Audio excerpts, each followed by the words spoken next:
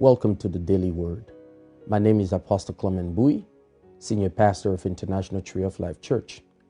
I have a word of encouragement for you this morning about 3 facts about your destiny that you should know. Let us go in the book of Psalm 139. We're reading from verse 13 to verse 16. Hear what the Bible says. You made all the delicate innate part of my body and knit me together in my mother's womb.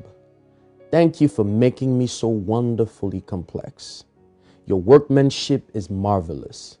How well I know it. You watched me as I was being formed in the utter seclusion, as I was woven together in the dark of the womb. Verse 16, you saw me before I was born. Every day of my life was recorded in your book. Every moment was laid out before a single day had passed. God has a purpose for your life. It doesn't matter what you're going through right now. You may say it's the pandemic. Everybody around the world are dealing with something. But let me tell you this morning that your destiny, it's not according to the circumstance, according to the event that are happening around the world. God has his own timing for you and your family. And the number one thing you should know about your destiny is destiny. Listen to this. Every man born of a woman have a purpose, have a destiny. God has a plan for your life. And the Bible say here that you saw me before I was born. Remember what God said to Jeremiah. Jeremiah, since you were in the womb of your mother, I knew you and I have called you to be a prophet to the nation. You are not here on earth by accident, but you are here to fulfill God's purpose. It doesn't matter what is happening right now around the world. God has his own time. God has his own clock. And the Bible say, do not lean on your own understanding, but trust the Lord in all the process, and he will make your path straight. So if you were born of a woman, like every man on earth, you have a purpose. A lot of time we tend to look at what other people have accomplished or established. But you have to know that we all don't start the same day. But what is important is how you finish. You may say, Pastor, this morning, I'm 65 years old. I'm 55 years old. I miss my time up there. No, remember when God called Abraham, Abraham was old and God gave him a promise because Abraham came on earth to fulfill God's plan.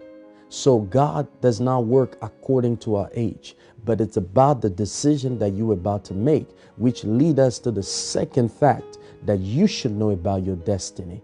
Remember, your destiny has been predetermined by God.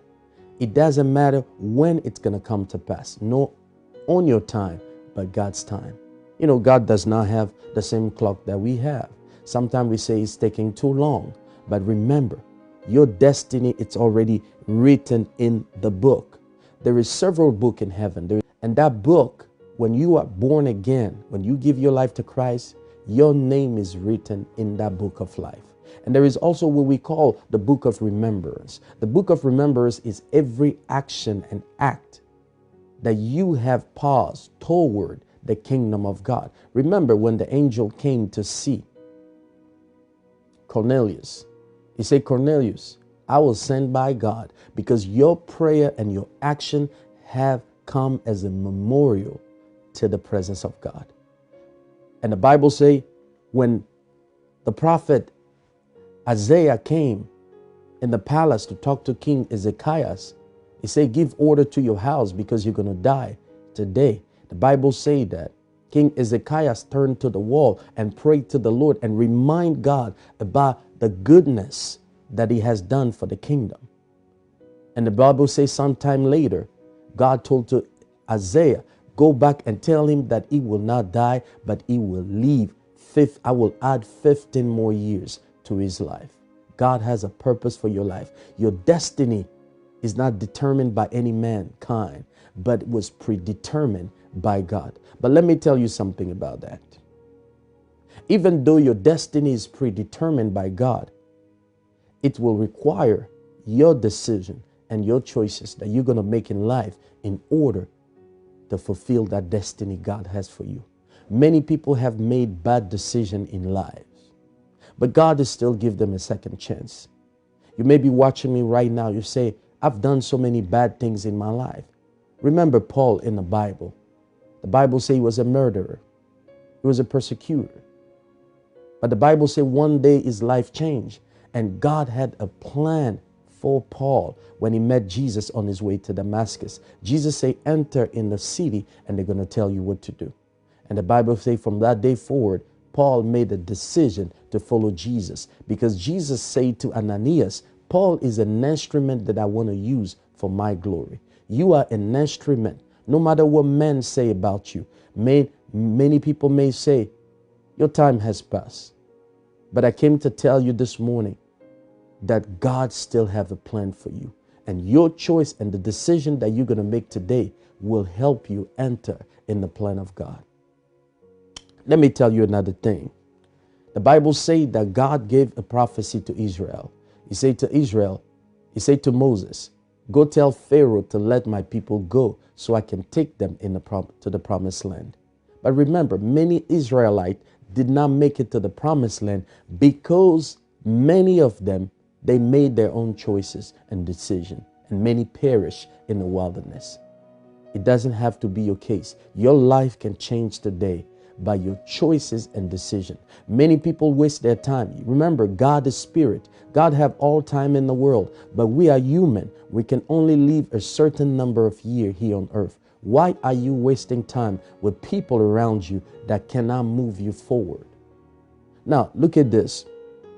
The third fact about your destiny can either be fulfilled or can be either aborted. The choice is yours. God cannot force us into something, but God always gives us a choice, and that choice is yours today. And let me give you a few of the examples. The reason why your destiny can be aborted and can be fulfilled. The reason why it can be aborted, number one, this is the main reason many people fail in their destiny, is because of excuses. How many excuses have you given to people not to achieve greatness? You always blame somebody. Remember, the blaming game did not start today. When God came to Adam, he said, Adam, what have you done? He said, no, Lord, it's the wife that you give me. It's Eve. That is the problem. And when God turned to Eve, Eve said, no, God, it's not my fault. It's the serpent to blame. We always in life blame somebody for our failure. We blame even people who are already dead in our family. We blame witches and wizards who are no longer living. But the decision is yours today. Stop giving excuses. Because if you look for excuses, the enemy will always find one to give you. You know, the reason why I didn't succeed is because I didn't go to the best school. There are people who are very successful today in life that never went to big schools. They went to a small college, but they were able to exploit the gift and the talent God has given them to achieve greatness. And God has a purpose for your life. So stop giving excuses. Let me read the definition of excuses. Listen to this. Excuses is a justification for not striving higher.